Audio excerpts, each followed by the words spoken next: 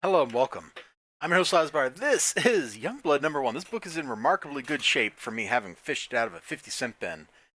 It's got maybe like one little spine tick right there, and that's not such a big deal. It's even got like the stuff on the inside, these little cards, man. And the reason we're looking at this, like 30 years ago, gosh, that sounds like that's a long time ago. Like 30 years ago, this was a big deal, man. These books were printed up by Malibu for Image, because Image was just an imprint of Malibu at the time, because they didn't have their own printing arrangements. And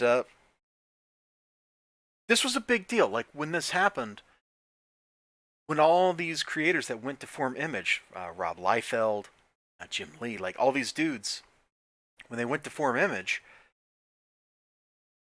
they siphoned out so much talent from Marvel and DC. And you can really see it here. Like there's some weird shading here. Like this is maybe just a little too much shading. You should have let your colors do some of the work like you did right here. But look at this, man. Crazy angles on the sides. We get this awesome colorized action lines behind him. Look at him. He's busting out of the panel. He's reaching into another panel as he's vaulting. Everything about like the pacing, and this issue in particular, is actually spot on. Like a lot of Image books, later on, you had like Z-list writing kind of stuff. Like it just wasn't that good. But here, the very this was the first Image book, right? This is the one that they launched with. Like this is super tight. So what was this guy's name? Shaft or something, I think. Uh, yeah, I don't remember who most of the Youngblood dudes are. Sorry, it's just a fact. I don't. Oh my gosh. This card is just right in the way. Oh, wait. We have the names here. Shaft. All right. The woman is pretty. Look at that great smile on her face.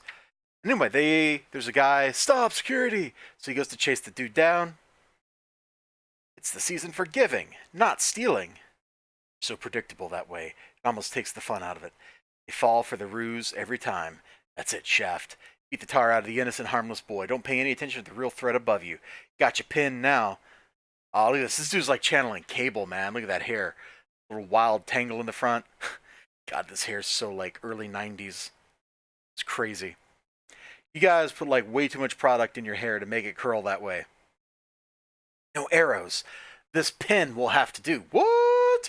What the? How? No arrows. And then he falls into the water and presumably drowns. That's kind of unfortunate. And then the press is suddenly there. Then he gets paged. It's the 90s. We have pagers, yo. That's how you know you're important. You got a pager. And so he runs off. We meet Bedrock. And this whole part of this book actually does a pretty good job of just helping you meet these people, helping you know who these people are. Uh, Bedrock's mom is the best. Son's a giant, super strong dude, right? The space filling character that fills up backgrounds.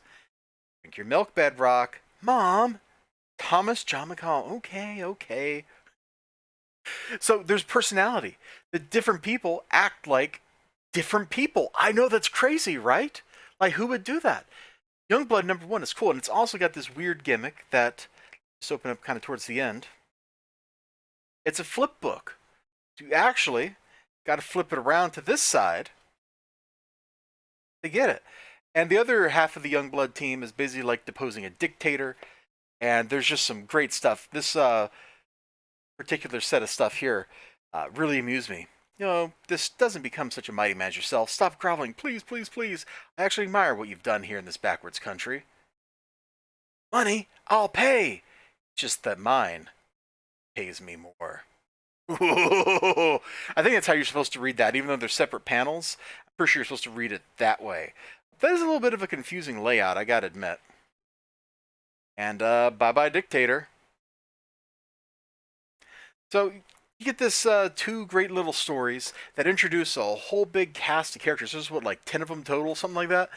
And it does a great job of it. The Rob Liefeld art, like for all the things people give him flack about, the pouches, the super muscle boundness, the lack of feet, like all that kind of stuff. Although There's a foot right there, drawn in typical Liefeldian style of it's too small and doesn't look right. But there is a foot. It's right there on the cover.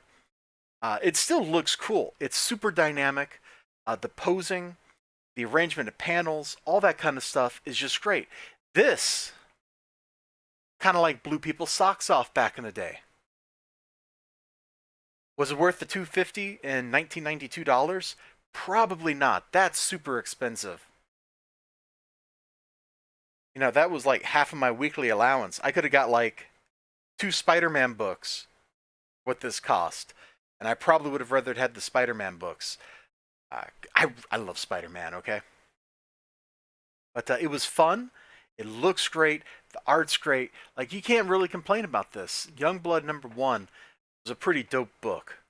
Now it's just a shame that from here on out, you know, between delays and the writing talent not being up to snuff, all these image books just kind of went downhill. But boy, they sure started with a bang.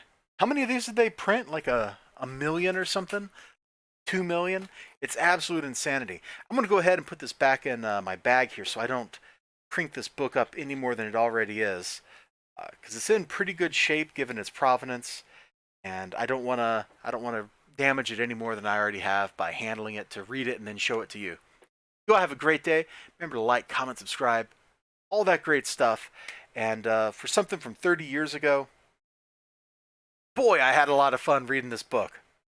I hope you'll have a lot of fun if you happen to have Youngblood, or you have it on Comixology or something like that. I hope you take a peek at it and revisit it with fresh eyes, because I haven't read this since I was a kid. I knew somebody, or maybe I read it in the comic book store. Like I remember reading this stuff, but boy, I couldn't tell you what happened in any of it. You know, I just remember, man, that was cool, and revisiting it, I can confirm, you know, 10-year-old me was right. Man, that's cool.